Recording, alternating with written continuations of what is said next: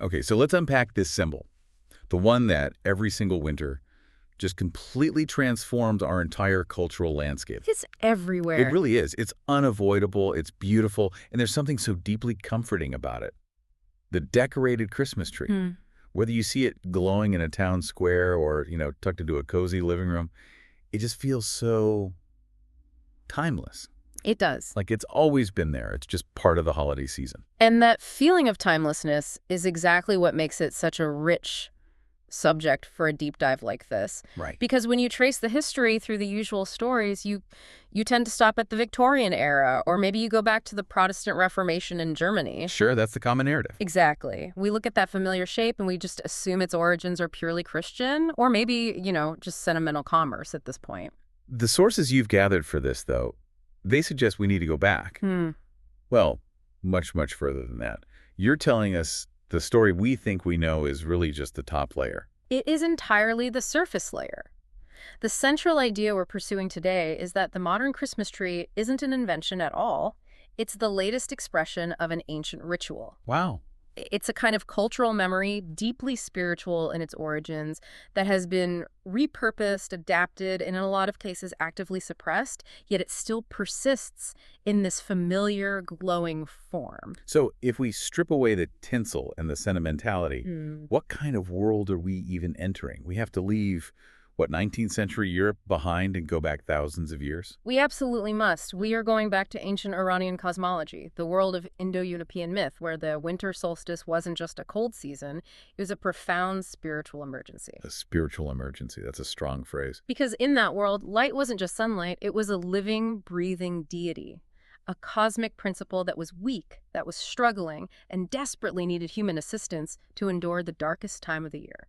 That immediately reframes the stakes. We're not talking about a seasonal celebration anymore. This is something existential. We're discussing a tradition that's rooted in the very real fear that the sun might not come back. That is precisely the root of it. And the entire tradition, this entire spiritual heritage that's embedded within that familiar evergreen in your living room, it anchors itself in one critical deity and one pivotal night. Which are? Mithra, and the longest night of the year, Yalda.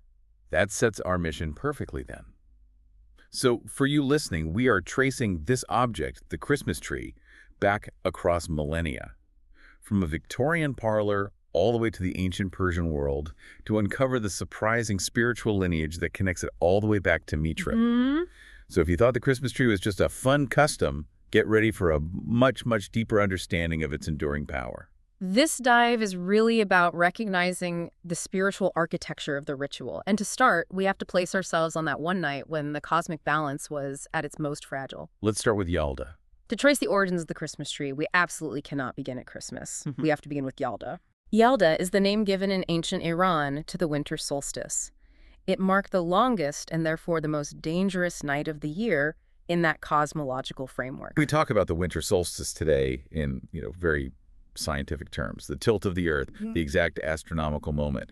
But if you strip away that scientific understanding, how did people in the ancient world perceive this moment of deepest darkness? They perceived it as a potential catastrophic failure of the natural order. I mean, you have to imagine living in a pre-industrial society, completely dependent on the cyclical return of the sun for everything, for warmth, for crops, for the stability of your universe. Everything. So as the days get shorter and the sun's arc gets weaker and lower in the sky, the fear that grips the community is profound.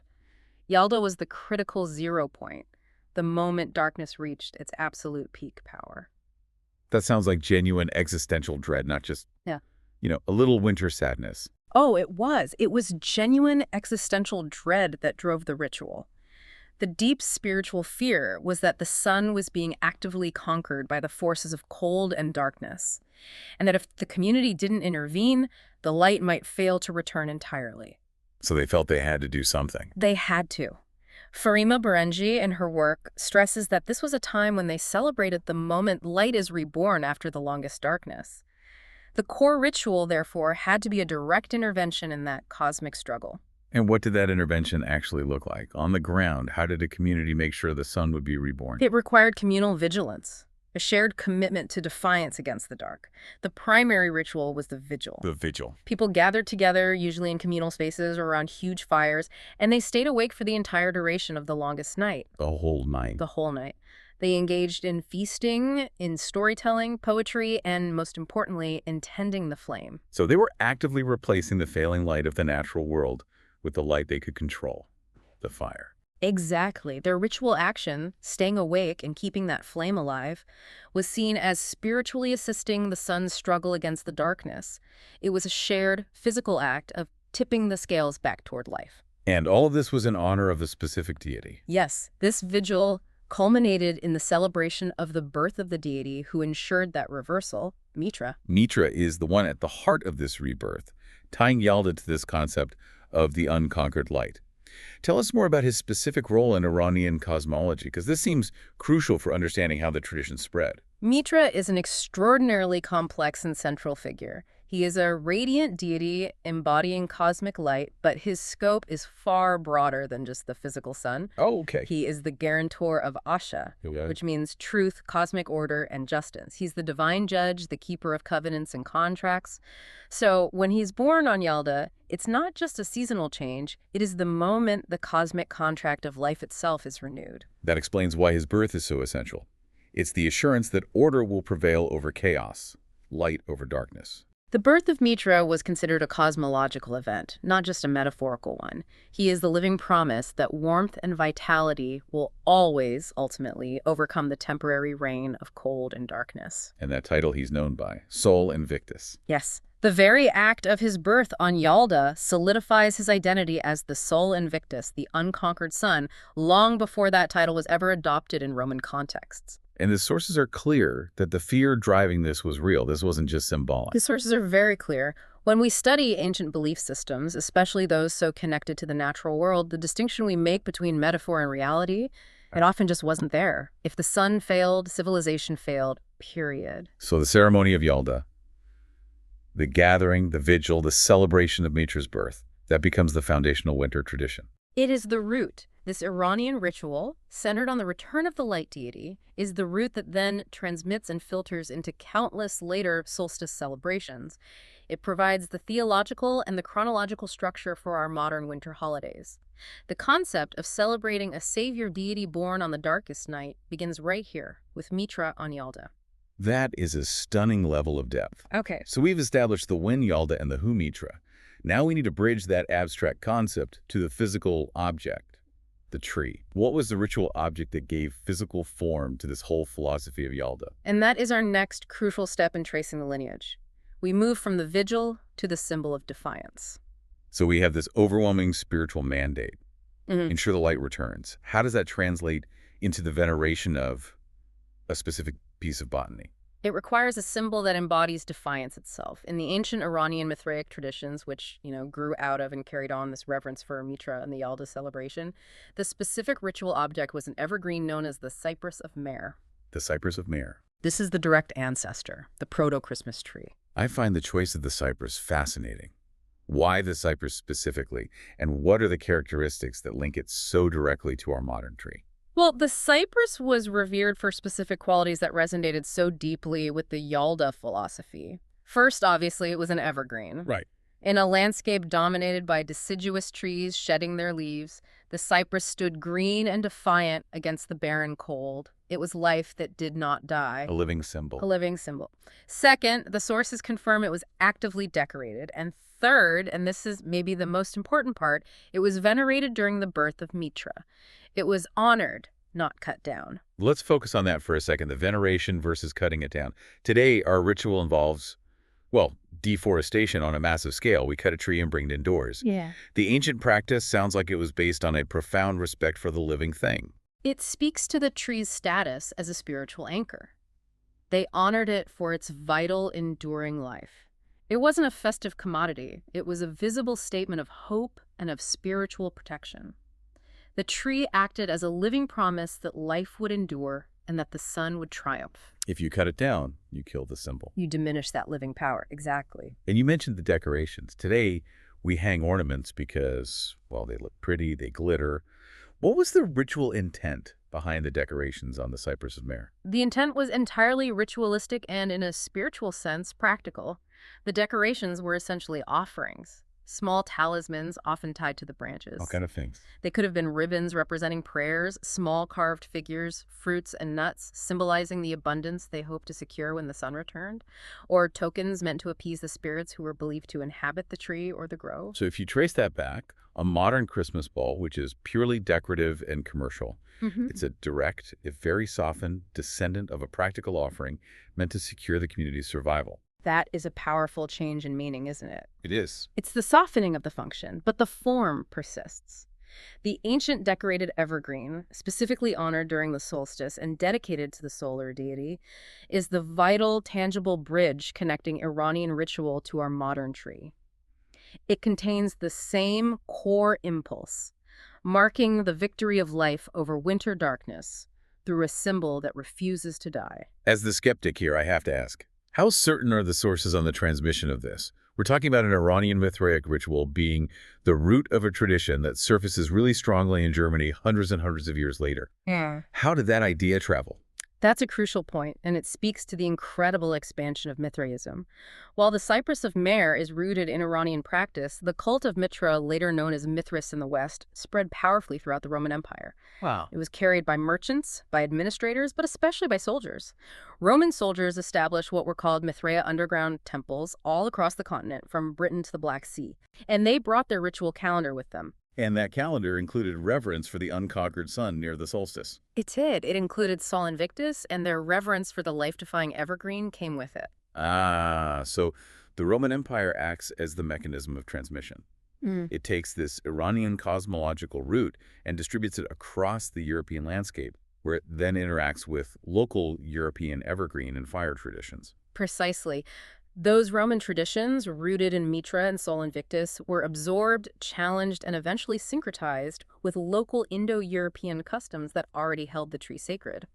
So by the time Christianity began its widespread conversion, the association between the deepest darkness of winter and the sacred decorated evergreen was already spiritually embedded across Europe. The Cypress of Mer initiated the tradition. And the Roman Empire carried it west. That makes the cypress the crucial physical link. Okay, so now let's step back and look at the profound philosophical reasoning behind all of this. Why the tree? Why did this specific botanical shape become the axis mundi, the cosmic center, for so many ancient cultures, including these Iranian and Indo-European traditions? The term axis mundi is the key here, the pillar connecting heaven and earth. And Berengi's analysis helps us move beyond just an appreciation for the evergreen into understanding the deep-seated spiritual structure the tree represented. It was revered not just because it was green, but because its very structure mirrored the entire cosmos. Let's break down that anatomy. How did the physical parts of a tree translate into a spiritual map for them? The translation is remarkably consistent across ancient mythologies. I mean, look at its parts. The roots are deeply embedded in the earth, reaching into the underworld. The realm of ancestors, the past. Exactly, hidden knowledge. Then the trunk rises, standing in the mortal world, connecting us to the present moment. And the branches. They reach directly up toward the sky. Toward the celestial realm, the gods, the future. It is literally a living highway between realms, a conduit for energy and information. So it's more than a symbol, it's an active spiritual transformer. The source material notes that the tree literally connects and belongs to both heaven and earth. It's through this vertical structure that communication was believed to flow. When the ancients hung offerings on the branches, they weren't just decorating, they were physically accessing that upper realm. When they held rituals at the roots, they were communing with the underworld and ancestral spirits. And this philosophical depth, it elevates the tree to the status of a teacher, not just a conduit. Exactly. Berengi emphasizes that trees were seen as providing spiritual information. I mean, think of how a tree draws nourishment and strength from two completely distinct sources, the hidden earth and the visible sun. Right. The mystics and ritual practitioners believed they could draw wisdom in a similar dual fashion, using the tree as a silent companion or a guide.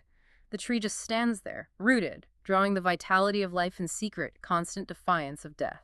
That reverence must have manifested in highly specific ritual practices in ancient Iran and throughout the Indo-European world. It did. The entire environment was seen differently because of this belief. Forests weren't just timber sources. Sacred groves were treated as temples, natural cathedrals where the divine presence was most potent and immediate. So what did they do there? We see widespread ritual practices like communal dances performed around the sacred trees, often in circular patterns, reinforcing the cyclical nature of time and life. And the offerings tied to branches? We see that echo again. Absolutely. The offerings were physical acts of connection tying ribbons, small cloths, practical tokens to appeal to the intermediary power of the tree. But the most powerful ritual act for our winter focus was the use of fire. The pairing of the fire and the evergreen, specifically during the solstice. This combination cemented the core message of Yalda. During the darkest nights, fires were lit beneath these evergreens. The tree already said, life endures.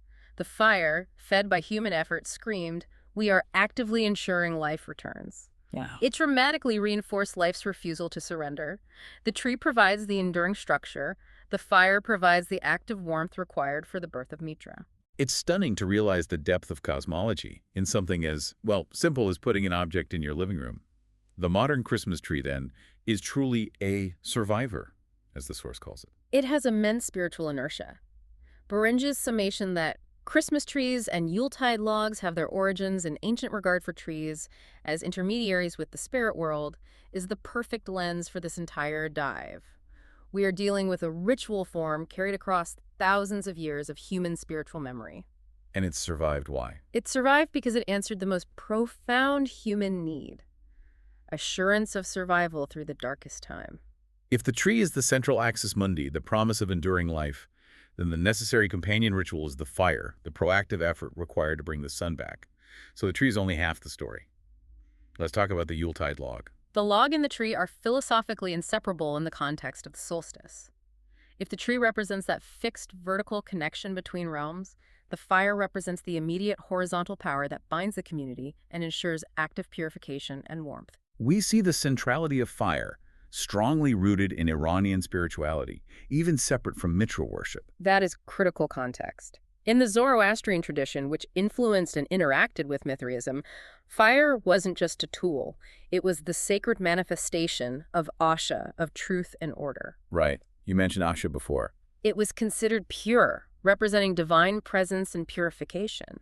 So using fire in ritual was an incredibly powerful, respectful act. So when the winter solstice arrived, how did that reverence for fire translate into the specific ritual of the log? During the winter solstice festivals, the focus was protecting the light and honoring the weakened sun. This led to the specific custom of selecting logs, often oak or ash, really sturdy woods, and ensuring they burned continuously. Continuously for how long? Often for 12 hours or sometimes for 12 days, encompassing the entirety of the longest night and welcoming the dawn. They weren't just burning kindling to stay warm, they were sustaining a sacred flame. Precisely. The goal was twofold: physically sustaining the community's warmth through the cold and ritually honoring the sun. It was an active physical complement to the Yalda vigil. You stay awake, you share food, and you feed the sacred fire. An offering of fuel and vigilance. Yes, to ensure the great cosmic fire, the sun is reborn. And this tradition, just like the tree, it traveled west and merged with other indigenous European practices. It traveled flawlessly. Northern European traditions already celebrated Yule with immense bonfires and hearth fires. So as the Mithraic traditions mingled with Germanic and Celtic practices, the solstice fire became formalized as the Yuletide log. It was a practice so central and so comforting that it easily integrated into later Christian-era hearth rituals across Europe. Why? It was simply too profound a ritual to give up. It's astonishing how the theological meaning can morph from worshiping Mithra to welcoming Christ, but the physical action remains the same, burning a massive log on the longest night. The ritual form survives the theological shift because it answers a primal need. I mean, whether it's a modern fire in a stone hearth or the televised fire loop on your streaming service. The Yule log on TV, right? Exactly. The action echoes that ancient belief. Light is precious. It must be tended. It must be actively protected during the darkness. The log is the physical carrier of the flame that welcomes the newborn sun, just as the tree is the physical promise of enduring life. They are truly inseparable companions descending from the commitment required to conquer Yalda. So we have these deeply sacred central community rituals, venerating the evergreen cypress, maintaining the Yalda vigil, burning the massive log.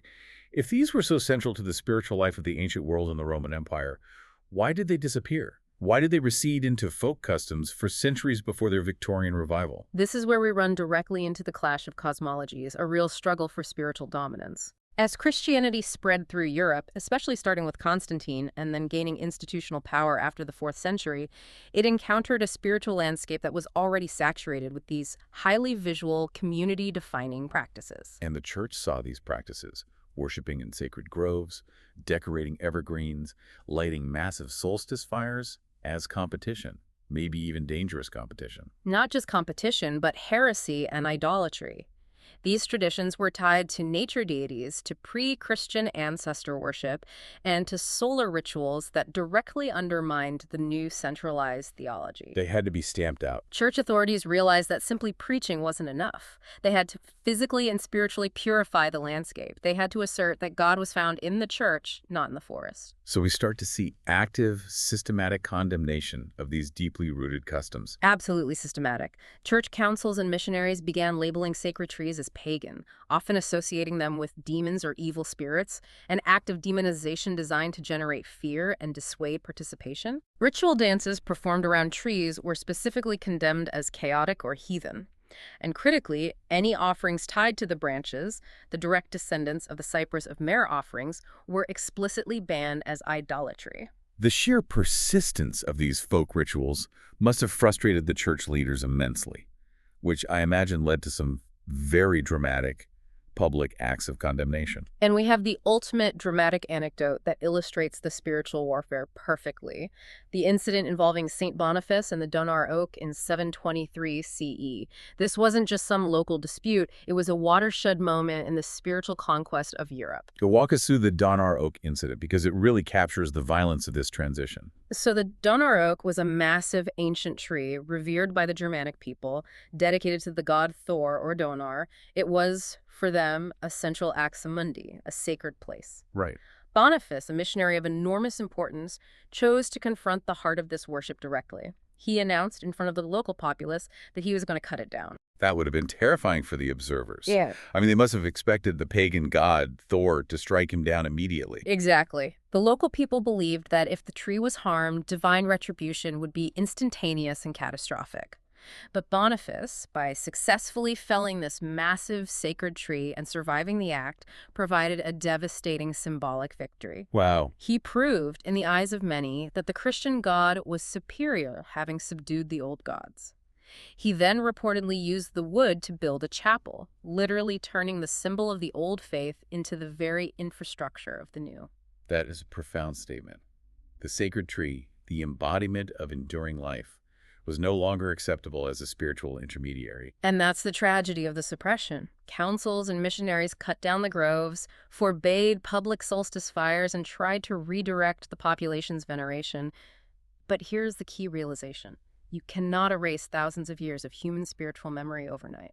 So the tradition went dormant. It slept. It receded. It was forced underground, surviving in fragmented forms that were small enough or domesticated enough to escape official condemnation. What kind of forms?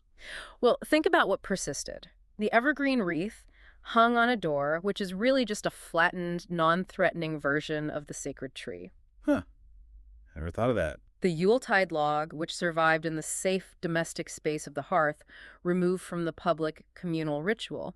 And small, secret household customs, maybe a hidden piece of evergreen brought inside or a shared winter meal designed to ward off the darkness. So these were echoes of a world that had been dismantled, quiet remnants that persisted during that long gap, that 800-year period between the violent suppression of the 8th century and the quiet revival. The tree, in essence, simply slept. It retained its fundamental form and its deep-seated association with defying winter, and it waited for the right social and political climate to be welcomed back into the open. The memory of the axis mundi never truly vanished. It just dressed itself in domestic simplicity. The sacred tree has been sleeping in the form of these secret household customs and quiet folk traditions for centuries. What conditions allowed it to finally wake up and step back onto the global stage? The initial rebirth was slow, and it was very specific to German-speaking territories, roughly from the 16th to the 18th centuries. In these folk customs, the decorated evergreen reappeared in family homes, specifically around Christmas time. So these were domestic practices. Very much so. Gentle, small, and crucially, they had been stripped of their explicit pagan or Mithraic cosmological meaning. And that domestication was vital for its long-term survival and eventual spread. If it had been reintroduced as a large, public, overtly sacred ritual, it probably would have been suppressed all over again. Precisely. By becoming a private familial joy, it became culturally acceptable. But to go from a local German custom to a global phenomenon, it needed immense visibility and a powerful patron. And that patron came in the 19th century. In Britain, yes. Queen Victoria's consort, Prince Albert. Prince Albert, bringing his German heritage and customs to the most visible household in the world. He normalized what was, to the British, a foreign tradition. He elevated it from a folk custom to a royal standard. In Victorian Britain, the monarchy established powerful social trends, particularly around domesticity, morality, and aspirational family life. So the introduction of the decorated evergreen into the royal household was a highly significant event. But it was the media that really sealed the deal. The mechanism that secured its global dominance was the emerging mass media, absolutely. This brings us to that pivotal moment in December 1848, where we see the power of visual culture just changing a tradition overnight. December 23, 1848. The Illustrated London News published a groundbreaking engraving. The image showed Queen Victoria, Prince Albert, and their children gathered around a magnificent, glowing, decorated Christmas tree. I've seen that picture. It was the epitome of the Victorian ideal. Domestic bliss, refinement, moral piety, and familial warmth all centered around this beautiful, exotic novelty. And the response from the public was instantaneous. An electrification of the Victorian imagination, as the source notes. It was a rush of imitation. That single image offered an aspirational blueprint for how to celebrate Christmas. Suddenly, every family, especially the rising middle class, needed a Christmas tree to signal their refinement and their connection to the moral standards of the royal family. And from there, it just took off. This rapid adoption meant that churches, schools, and public squares all followed suit. The sleeping tradition was now fully awake and, very quickly, commercially viable. And the final step in its conquest was the jump across the Atlantic to America, which sealed its fate as a universal holiday symbol. The American transition demonstrates the cleverness of Victorian marketing. Just 2 years later, in 1850, that same engraving was republished in Godey's Lady's Book, which was the most influential women's magazine of the era in the United States. But they didn't publish the original image, did they? They adapted it. They Americanized it. They removed Queen Victoria's crown and Prince Albert's military uniform, transforming the royal couple into generic, respectable American parents. That's fascinating. And it was crucial. It made the scene instantly relatable and universally aspirational for the American middle class. It stripped away the monarchical context and reinforced the tree as a symbol of domestic virtue. And that simple editorial decision turned the tree into the undisputed centerpiece of the American holiday season. The ancient sacred tree had returned. It was now wrapped in a Christian narrative, Victorian sentimentality, and commercial availability. But deep inside its evergreen heart, it still carried the spiritual memory of its original intent, the defiance and hope of Yalda, ensuring the return of the sun god Mithra. So, after this journey across millennia from ancient Iran to Victorian England, it is so essential to synthesize what we've learned. When we look at the Christmas tree today, we are not looking at a simple symbol. We're looking at what we call a palimpsest. A palimpsest. A manuscript where the original writing has been scraped away and replaced, but the faint, ghostly traces of the original script remain visible underneath. That's a profound metaphor for this tradition. It perfectly describes the layers of meaning. The tree has been rewritten by Mithraism, by Roman culture, Northern European Yule customs, and finally by Victorian sentimentality. Yet every single layer of spiritual meaning is still visible if you choose to see it. Okay, let's peel back those layers now, one last time, starting with the most fundamental layer. The tree's material itself, the evergreen. The evergreen at its deepest layer is the Iranian and Indo-European reverence for life that defies winter. It's a theological statement, a promise of survival against the Yalda darkness. It is the visible, tangible reassurance that life will endure. What about the glittering modern ornaments? Where does that tradition lead us? They are the quiet echoes of ancient offerings. They are the remnants of tangible items. Fruits, nuts, small talismans that were placed on sacred trees during Mithraic and Solstice festivals. The intent has shifted from, protective spiritual communication to pure aesthetics, but the ritual structure of placing valuable tokens on the branches remains intact. And the timing, the deep, cold heart of December. Why is the ritual anchored to this specific date, even when the theology changes? The timing is cosmological and immutable. It echoes Yalda, the birth of the deity of light, Mithra, and the Roman festival of Sol Invictus.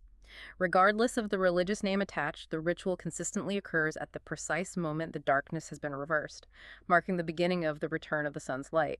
It answers the seasonal crisis. The lights are the most visually impactful part of the modern tree. Whether they're electric strings or old wax candles, they must connect directly to the fire rituals. They are the embodiment of fire, and they recall the necessity of tending the flame. They are a physical, proactive attempt to banish the darkness of the long night. This connects directly back to the Zoroastrian tradition, where fire symbolized the divine, and the Yalda vigil, where fire was constantly fed to summon and strengthen the newborn light. And the social ritual, the family gathering, the exchanging of gifts beneath the tree. That reflects the deep, ancient communal vigils held throughout the longest night of Yalda. People gathered to stay awake, to share warmth, food, stories, and to collectively ensure the rebirth of the light. The modern gathering around the glowing tree is the domestication of that intense, shared, ancient vigilance. With the final top layer being the Victorian frame, which made the tradition accessible again. It's the necessary packaging. The Victorian era stripped the symbol of its dangerous pagan context and reintroduced it to the world, wrapped in domestic piety and aspirational social status. It allowed the ancient symbol to survive the modern era by making it safe and desirable. It is truly staggering to think of all those layers coexisting in one object. Even though most people who hang ornaments have no idea about Mithra or the Cypress of Mer, the symbolic power persists. It persists because, as Berenji notes, rituals survive as remnants of ancestral memory. They endure because they answer fundamental, universal human needs that have never changed. We are still hardwired to fear the dark, to long for the light, and to hope profoundly that life will successfully return in spring.